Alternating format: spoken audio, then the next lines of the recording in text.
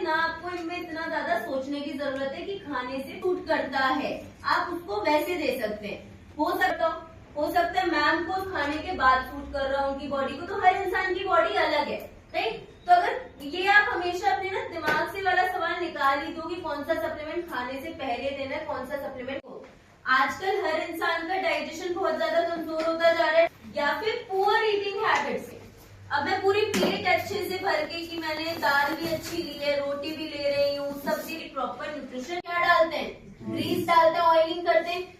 Same काम हमारे शरीर में कि आपके जॉइंट्स जो आसानी से मूव कर सके, वो किसकी मदद से कर रहे हैं, साइनोवाइल फ्लूइड की मदद से कर रहे हैं। जैसे जैसे एज बढ़ती है या न्यूट्रिशन प्रॉपर नहीं होता तो क्या होता है, आपकी कार्टिलेज खत्म होने लगती है और फ्लूइड खत्म होने लगता है। ये दोनों चीजें खत्म हो गई तो क्या होगा, हड्डियां आपस में टकराएंगी, गैप जो था वो जो बीच में जो जगह होती वो खत्म हो गई, हड्डियां आपस में टकराएंगी और आपको अकड़ाहट और दर्द होना शुरू होता है। जब ज्यादा आपकी हड्डियां आपस में टकराएंगी तो सूजन भी आनी शुरू हो जाती है। ग्लूकोसामाइन हमारे शरीर में किसमें पाया जाता है, किस फॉर्म में, ग्लूकोसामाइन एंड कॉन्ड्रोइटिन। हमारे प्रोडक्ट में भी इन्हीं दोनों फॉर्म में डाला गया है जो हमारे शरीर में पाया जाता है। मेजरली क्या काम करेगा, वापस से कार्टिलेज को बनाने में, फ्लूइड प्रोडक्शन बढ़ाने में, एंड जो कार्टिलेज खराब हो गई थी उसे रिपेयर करेगा एंड हेल्प करेगा कि आगे भी और ज्यादा आपकी कार्टिलेज खराब नहीं हो, राइट। सो 2 से 4 कैप्सूल। नेक्स्ट, वहां आपका कैल्शियम पाया जाता है। 99% कैल्शियम क्या होता है, हमारी हड्डियों और दांतों में होता है। 1% कहाँ होता है, हमारे खून में, मसल्स में और टिश्यूज में। अगर मैं बात करूं कि कैल्शियम हमें जरूरत ज्यादा कहाँ है, हमें जरूरत कहाँ है, 1% की ज्यादा है 99% से, राइट।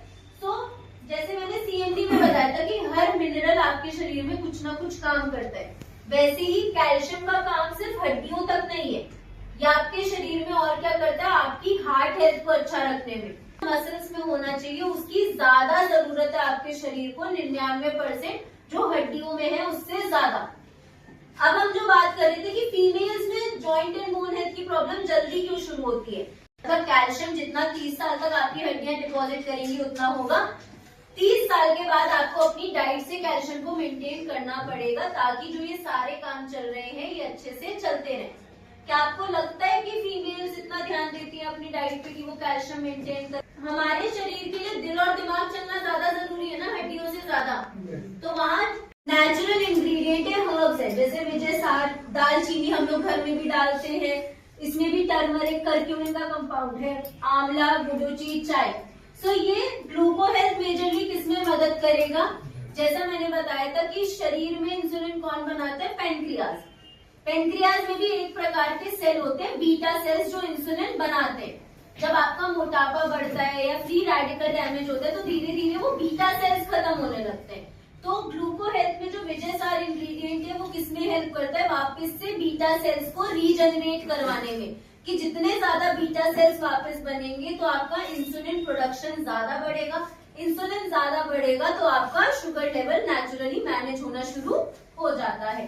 साथ में ये आपकी इंसुलिन सेंसिटिविटी को बढ़ाता है कि इंसुलिन को आप पहचान पाओ, जो कार्बोहाइड्रेट एब्जॉर्प्शन है उसको कम कर देता है एंड मदद करता है कि ज्यादा से ज्यादा इंसुलिन सिक्रीट हो, एंड आपकी लिवर हेल्थ को भी बेटर रखता है क्योंकि जो भी आपका एक्स्ट्रा जो ग्लूकोज बचता है वो कहाँ जाके स्टोर होता है, लिवर में। सो लिवर हेल्थ को भी बेटर रखेगा और आपकी पेनक्रियाज को भी स्ट्रॉन्ग बनाने में हेल्प करता है।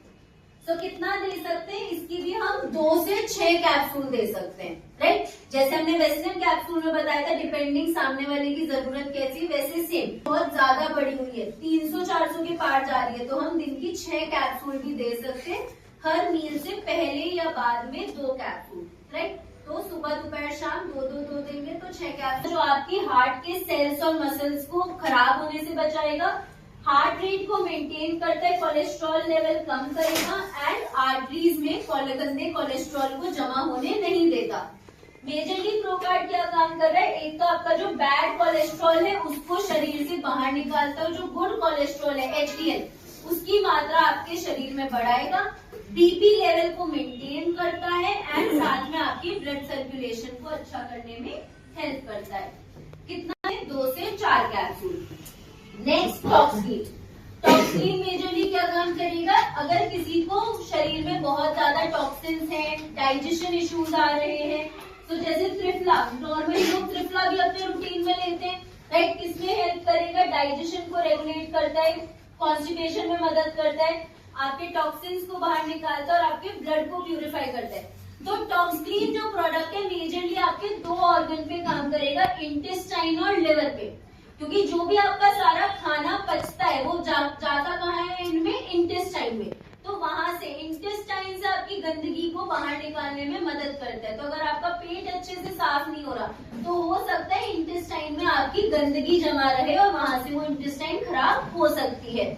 साथ में जो भी आपके एक्स्ट्रा टॉक्सिन्स होते हैं वो कहाँ जमा होते हैं? जाके लिवर में।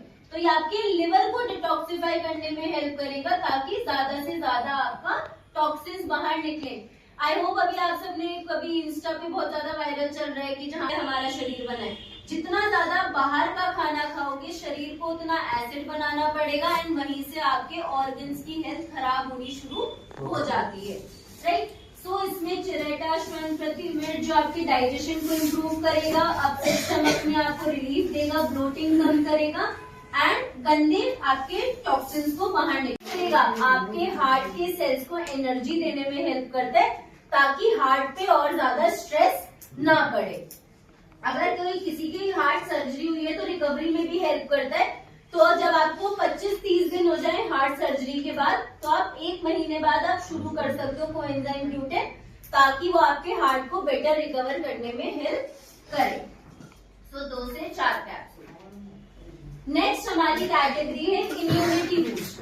इम्यूनिटी क्या होती है? रोग प्रतिरोधक शक्ति, कि आपके शरीर में खुद में इतनी क्षमता है कि वो बैक्टीरिया, वायरस, फंगल इन्फेक्शन से लड़ सके, राइट।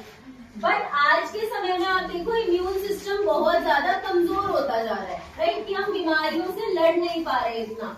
क्यों नहीं लड़ पा रहे? क्योंकि एक तो तनाव, जितना ज्यादा स्ट्रेस बढ़ेगा उतनी ज्यादा आपकी इम्यूनिटी कमजोर होगी। साथ में हम क्या खा रहे हैं? बहुत ज्यादा हाईली प्रोसेस्ड खाना, जितना ज्यादा high fat, high sugar, high fat वाला खाना खाओगे वहां से क्या होगा? फ्री रेडिकल्स बनते हैं, वो आपके सेल्स को खराब करेंगे एंड वहीं से इम्यूनिटी कमजोर होती है। अल्कोहल स्मोकिंग की वजह से या फिर एक्सेसिव यूज ऑफ मेडिसिन। जब आप बहुत ज्यादा अगर हर छोटी चीज के लिए, हल्का सा बुखार हुआ आपने दवाई ले ली, तो क्या किया आपने अपनी बॉडी को एंटीबॉडीज बनाने ही नहीं दी, आपने अपनी बॉडी को काम ही नहीं करने दिया कि वो उससे लड़ने की मेहनत करे। जब आप बार बार अगर दवाइयां लेते रहते हो तो बॉडी की इम्यूनिटी कमजोर हो जाती है और जब अगर आपको कोई बड़ा इन्फेक्शन होगा तो जब आप इतनी दवाइयां खा रहे हैं तो क्या होगा? बॉडी आपकी रेजिस्टेंट होती चली जाती है। कोविड के बाद से हो गया ना कि हर छोटी चीज के लिए हमें एंटीबायोटिक्स का ऐसा पता चल गया कि एजिथ्रोमाइसिन हर किसी को दे दो, राइट। तो वहां पे एंड होता चला जाता है कि हर बार आपको। Then lifestyle and poor habit, कि आपके लाइफस्टाइल की वजह से खाना मतलब आपके सेल्स और टिश्यूज को किससे बचाएगा? फ्री रेडिकल डैमेज से। तो इसमें जितने भी इंग्रेडिएंट्स हैं, 7 इंग्रेडिएंट्स, वो किसमें हाई है? High antioxidant. जैसे आंवला विटामिन C रिच है, हाई एंटीऑक्सीडेंट। अंगूर